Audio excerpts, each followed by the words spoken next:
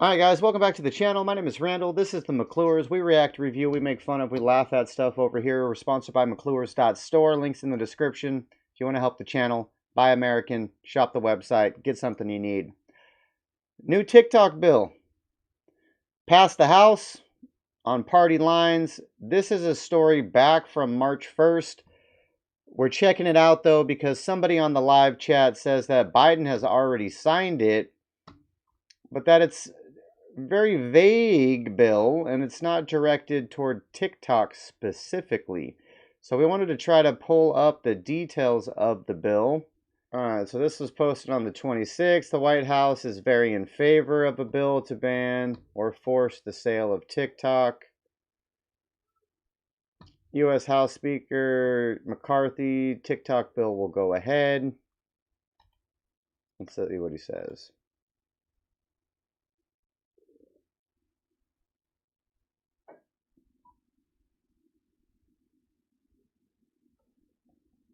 Ahead with a controversial bill to get TikTok banned in the country. House of Representatives Speaker Kevin McCarthy tweeted the news on Sunday amid national security concerns about the short video app, which is owned by China-based company ByteDance. There are growing calls in the United States to ban TikTok or to pass bipartisan legislation to give President Joe Biden's administration legal authority to seek a ban. Devices owned by the U.S. government were recently barred from having the app installed. McCarthy said on Twitter, quote, "The House will be moving forward with legislation to protect Americans from the technological tentacles of the Chinese Communist Party." TikTok needs to be an American company with American values. On Thursday, House committee lawmakers from both parties grilled TikTok CEO Shou Zi-Chew for about 5 hours over concerns involving the app. We do not promote or remove content at the request of the Chinese government. Asked if the app has spied on Americans at Beijing's request, Chew said no. But his answer sounded less firm regarding the company's disclosure in December that some China-based ByteDance employees had improperly accessed TikTok user data of 2 journalists and were no longer employed by the company. Chew said, "I don't think that spying is the right way to describe it." He went on to say the reports involved an internal investigation before being cut off. McCarthy also tweeted on Sunday that, quote, "It's very concerning that the CEO of TikTok can't be honest and admit what we already know to be true. China has access to TikTok user data." Oh, that's facts. The app has 150 million American 100% users. that's true. TikTok says it has spent more than $1.5 billion on data security efforts and is contracted with U.S. firm Oracle Corp to store TikTok's U.S. user data. All right, interesting, very interesting. Very, very interesting. The Deterring America's Technology Adversary Act or Data Act, but it's not the same one. All right, today we're checking out H.R. Bill 1153 from the 118th Congress, first session. This is supposedly the Deterring America's Technology Adversary Act or Data Act. I don't know why they call it the or Data Act. So that's interesting. All right. So on December 2nd, 2022, the director of the Federal Bureau of Investigation, Christopher Wray, stated, "We do have national security concerns about the app TikTok. Its parent company is controlled by the Chinese government. It gives them the potential to leverage the app in ways that I think should concern us. One, it gives them the ability to control the recommendation algorithm, which allows them to manipulate content, and if they want to use it to influence operations which are a lot more worrisome in the hands of the Chinese Communist Party than whether or not you're steering somebody as an influencer to one product or another. They also have the ability to collect data through it on its users, which can be used for traditional espionage operations. For example, they would have the ability to get access and have essential access to the software of devices. So you're talking about millions of devices that gives the ability to engage in different kinds of malicious cyber activity. And so all of these things are in the hands of the government that doesn't share our values and that has a mission that's very much at odds with what is in the best interest of the United States, and that should concern us. So that was December 2nd. December 3rd, National Director of National Intelligence, Avril Haines. It's an extraordinary the degree in which China in particular, but not only ones, obviously, are developing just framework for collecting foreign data and pulling it into their capacity to then turn that around and use it to target audiences for information campaigns or for other things, but also to have it in the future so that they can use it in a variety of means that they're interested in. Then on December 16th, Director of Central Intelligence Bill Burns. I think it's a genuine concern. The US government, in the sense that because the parent company of TikTok is a Chinese company, the Chinese government is able to insist upon extracting the private data of a lot of TikTok users in the country, also shape the content of what goes on to TikTok to well suit the interest of Chinese leadership. What I would underscore, though, is that it's generally troubling to see what the Chinese government could do to manipulate TikTok. Then, December 23rd, both chambers of Congress passed a bipartisan spending bill that included a ban on using TikTok from government devices. But now this is supposed to go take it a step forward for the public. Severability. In any provision of this act or its application to any person or circumstance is held invalid. The invalidity does not affect other provisions or applications of this section that may be given effect without the invalid provision or application. That's some legal bullshit. All right, definitions. We don't need any definitions. Or we might, but we'll go back and look if we do. Clarification of non-applicability for regulation and prohibition relating to sensitive personal data under International Emergency Economic Powers Act. Holy shit. So we have an International Emergency Economic Powers Act, which gives the government the authority to violate our privacy rights because it's an emergency. Isn't it amazing how they use emergencies to violate our rights every goddamn time? All right, imposition of sanctions on certain transactions relating to connected software applications.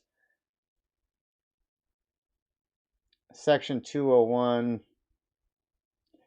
The President shall impose the sanction described in Section 202 with respect to any foreign person that, on or after the date of enactment of this act, knowingly operates, direct, or otherwise deals in a connected software application that is subject to the jurisdiction or direction of, or directly or indirectly operated on behalf of China, or is owned by, directly or indirectly controlled, or otherwise subject to the influence of China. It's reasonably believed to have facilitated or may be facilitating or contributing to China's military intelligence, espionage, or weapons proliferation activities, censorship activities, surveillance activities, control or use of recommended algorithms that are capable of manipulating content, malicious cyber activities, or use of data to target audiences for information campaigns. Okay. We're scanning. List of foreign countries that are democratic or emerging democratic partners of the United States. Not later than 90 days after the date of the enactment of this act, the President shall submit to the Appropriation Congressional Committee a definition of the term democratic or emerging democratic partner of the United States, and a list of foreign countries that are designated as democratic or emerging democratic partners of the United States for purposes of subsection A3, that includes countries listed in paragraph 2. Okay. So after they enact the bill, the president is supposed to put together a list of all the countries we deem are democratic or emerging democratic partners, and then they wouldn't be on the hook to this list. Is that what's happening here? So is it trying to weed out China by itself? So Sweden, Switzerland, Israel, India, and Taiwan shall be deemed to have been so designated as a democratic or emerging democratic partner of the United States for purposes of Section A3.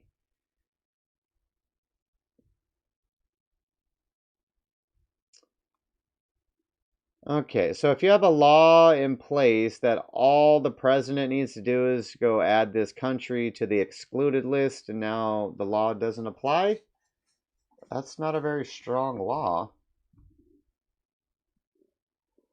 All right, the sanction described in this section in this exercise of all powers granted the President by the International Emergency Economic Powers Act, to the extent that necessary to block and prohibit all transactions and all property and interest in property of any foreign person or any agency or instrumentality of a foreign state, as the case may be, if such property or interest in property are in the United States, come within the United States, or are or come within the possession or control of a United States person. All right, so if any American can have the app, the rule applies. All right, so let's check out the actions they've taken on this bill so far. It was simply introduced in the House.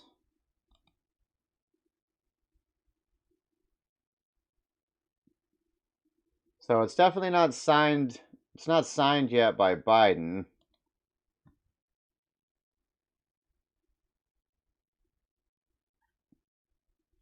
There's been no amendments to it.